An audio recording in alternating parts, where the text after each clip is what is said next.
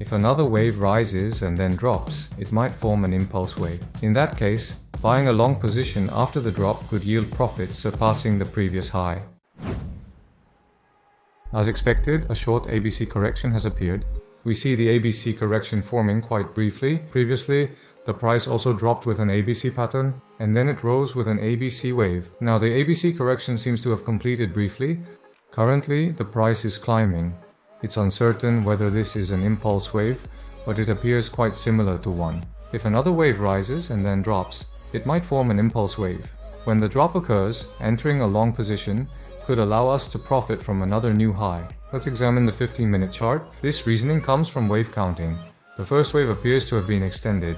To me, the count seems to show 1, 2, 3, and 4. The fifth wave is extended from AB, then 1, 2, 3, 4, and 5, forming a diagonal structure. Ordinarily, we would expect the count to finish after 1, 2, 3, 4, 5 with a correction. However, the fifth wave extended with a diagonal pattern, making the first wave longer.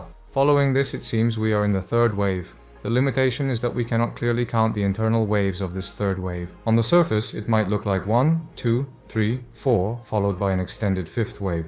However, this would violate the Elliott wave rules. Here, wave 1 is followed by wave 3 and wave 5, but wave 3 is the smallest among them, which is unusual. Thus, the internal wave count of the third wave appears somewhat odd. Still, in broader terms, we seem to have waves 1, 2, and 3, and we might currently be in wave 4. If the price drops further, consolidates, and then rises in a fifth wave before another drop, that would complete a perfect impulse wave. There is a prior high point. Before surpassing the previous high, the price might face resistance, presenting a buying opportunity around the 0.618 or 0.5 level. Counting the ABC drop and buying could yield profits from the subsequent impulse wave.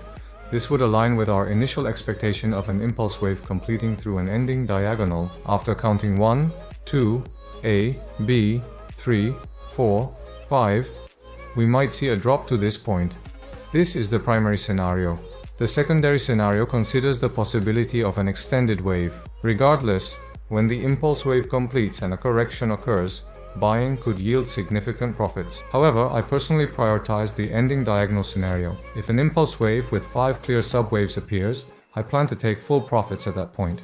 Thus, I'm focusing on the ending diagonal scenario. Make sure you understand the prerequisites clearly. For an impulse wave, we need consolidation followed by a rise and a drop. If this doesn't occur and the price simply rises with an ABC structure and consolidates before dropping, it's not an impulse wave. In that case, things become more complicated. The price might drop further with another ABC structure. Alternatively, after rising with an ABC, dropping with an ABC, and rising again with an ABC, the structure could still resemble an ending diagonal. This might cause some uncertainty. At this point, it's best to count the waves and prepare to buy during a drop, especially as the primary scenario indicates an upward trend. When the price drops with an ABC structure, carefully count the waves and enter a long position. As the price rebounds, take partial profits, manage risk, and hold the remaining position until the price rises further. That concludes the Bitcoin trading strategy for now. Next, let's take a look at Ripple. Last time, we discussed the fourth wave consolidation with an ABCDE structure. If the price rises again, it might complete the fifth wave. For those holding Ripple, it might be a good time to consider taking profits. Ripple has recently achieved an all-time high, which seemed almost impossible before. Currently, it looks quite similar to an inverse wave. This might mark the beginning of the fifth wave. The fifth wave might be forming with 1, 2, 3, and now we see ABC in wave 4. Once wave 5 completes, it might signify an end. In fact, I entered a long position on Ripple just before this broadcast, so I'm currently holding a long position.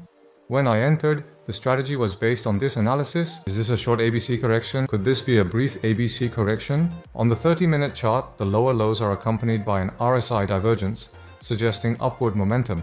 This divergence might signal a short ABC correction before the completion of the fifth wave, prompting my decision to enter long around the 3.09 to 3.1 range. My stop loss is placed here, ensuring controlled risk. With a favorable risk-reward ratio, my target for taking profit aligns with this zone, while the stop loss remains clearly defined. This strategy provides a reasonable setup, prompting me to take the long position. The stop loss will be strictly adhered to. If triggered, I'll exit the position immediately. Upon reaching the fifth wave's completion, I plan to take profit and simultaneously consider a short position as a hedge. However, this approach carries risks. Entering a short in an uptrend with Ripple at its all-time high may not be the wisest decision, and the leverage will be minimal. For others, I recommend avoiding shorts during such a strong uptrend momentum, especially given Ripple's historical high performance. Let's focus on safer strategies. I hope you will have a successful trading with the Bitcoin and Ripple trading strategies I shared today. Subscribe and like to continue receiving trading strategies and insights. Share your thoughts in the comments as well. See you in the next video.